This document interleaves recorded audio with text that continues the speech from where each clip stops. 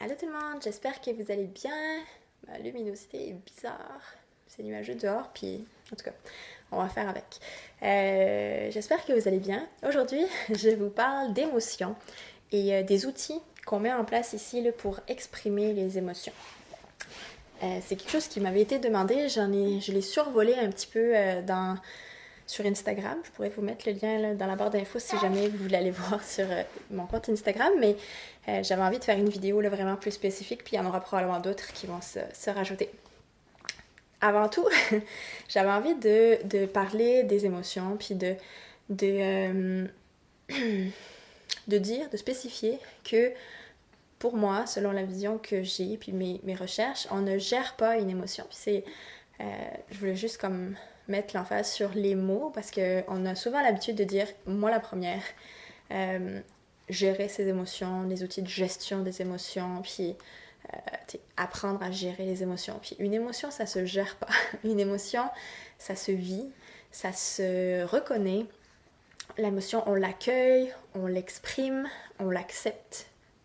On la reconnaît, on l'accueille, on l'accepte et on l'exprime, on la vit. Et on l'exprime de manière acceptable.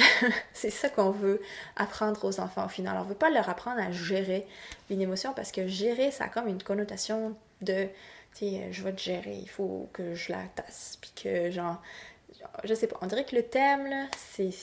Moi, je bloque un peu sur ce terme-là, gérer une émotion. Puis je pense que c'est Nadège de Un amour au naturel qui le disait aussi, là, puis ça m'a comme fait un déclic de genre, c'est vrai, l'objectif, c'est pas de gérer l'émotion, c'est vraiment de l'accueillir, la reconnaître, l'accueillir, l'accepter, puis la vivre, l'exprimer de manière convenable. C'est ça qu'on veut apprendre aux enfants au final, c'est de l'exprimer de manière acceptable et convenable.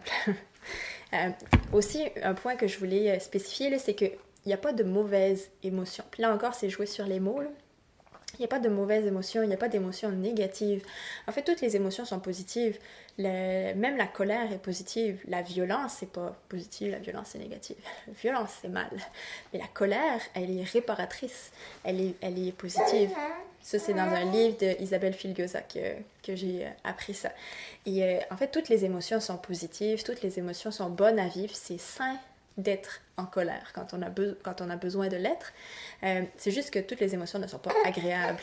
Et être en colère, c'est être triste, c'est pas nécessairement agréable, mais c'est sain et c'est positif de l'être.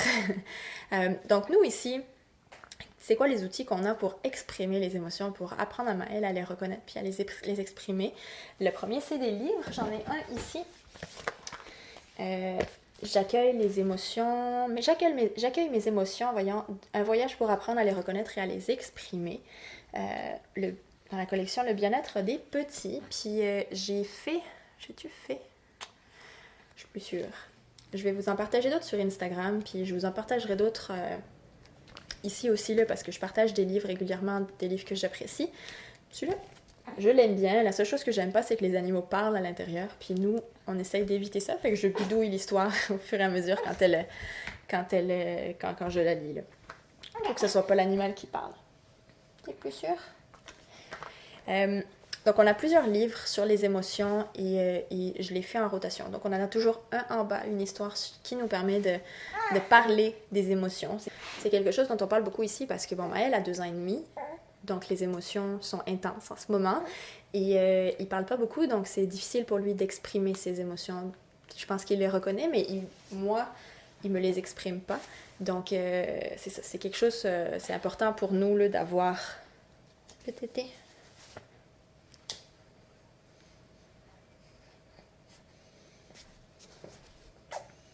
C'est important pour nous d'avoir des livres pour parler de ça.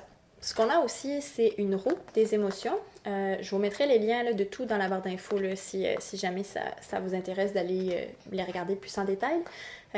Nous, on l'aime beaucoup cette roue-là. On l'utilise quotidiennement, en fait. Quand on lit sur les émotions, on l'utilise comme support à côté. Puis quand Maëlle a une émotion intense, mais on l'utilise. On utilise le côté facile avec les 4 émotions principales. Derrière, il y a des émotions plus complexes. C'est fait par Bougri Bouillon. Bougri Bouillon. Je vous mettrai le lien. de la même créatrice, on a les cartes. Moi, j'ai juste une main, fait que je ne le sortirai pas du sac. C'est la carte des émotions. C'est les mêmes images, là, mais on peut les utiliser d'une manière différente. Nous, ce qu'on fait, c'est que on les utilise soit pour présenter une émotion, soit pour faire des jeux de mémo, de reconnaissance. On les utilise de diverses manières. Ce que je fais aussi, c'est j'utilise les signes des émotions, les signes de la langue française pour exprimer les émotions. Quand j'y demande, est-ce que tu es en colère, est-ce que tu es triste, donc j'y fais... c'est pas très sûr. J'y fais les signes, lui ne les fait pas. Maëlle n'a jamais vraiment fait les signes, même si j'avais commencé tôt, mais ça me permet de repratiquer aussi là, pour mes i. Ça s'en vient. Mais je les fais tout le temps pareil, là, puis je me dis peut-être un jour il va les faire. Peut-être qu'il va dire les mots avant, mais c'est un outil que j'utilise aussi, puis qu'on va utiliser avec mes i. On fait aussi des mises en scène avec ses jouets, là, par exemple les trips sur les camions. Fait on met en scène un accident, puis là on parle de la colère parce que le monsieur s'est fait rentrer dedans. Des affaires comme ça.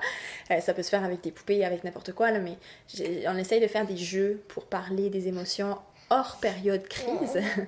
Et on a un panier d'outils dans notre coin calme qui est là.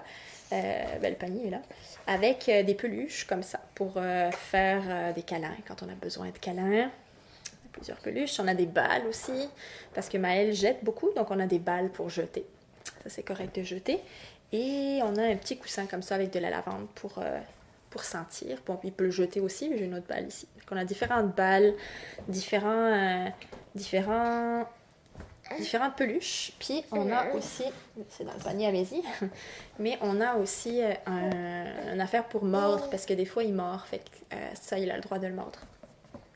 Donc ça, c'est comme dans notre coin lecture, en fait, là où il y a sa chaise, il y a ça à côté. S'il y a besoin de se calmer, je le redirige vers là, puis on choisit des outils. C'est pas quelque chose qui est hyper efficace, dans le sens où souvent il veut pas, pendant la crise, aller utiliser ces affaires-là. Mais je le redirige tout le temps, puis on insiste, la constance. Puis le dernier outil, c'est moi, en fait. Moi qui suis là pour le guider. Pour le guider, par exemple, en exprimant moi mes émotions, en reconnaissant mes émotions à moi, en lui exprimant, en nommant les émotions qu'il ressent, en faisant des hypothèses. Est-ce que t'es fatigué? Est-ce que t'es... Même pas fatigué, c'est pas une émotion.